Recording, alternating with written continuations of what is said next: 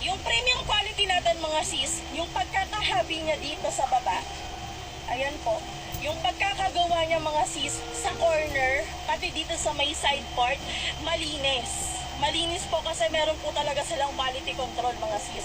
Sa Bangla to ha, ayan po. Pati yung neckline nila mga sis, wala kayong makikitang overstitch or whatsoever kasi pulido po pagkakagawa niya. Pulidong-pulido pagkakagawa niya. Ayan si Color Mustard. I-check out nyo na yan mga sisters, Color Mustard. We also have Color Peanut. Or yan po. Si Color Mustard and Peanut, you check the difference. Mustard po is yellowish talaga siya. While Peanut is yellow-brown. Ayan. Royal Blue mga sis. Follow discount. Ayan siya mga sis. Oh. Ganyan po kaganda quality niya mga sis.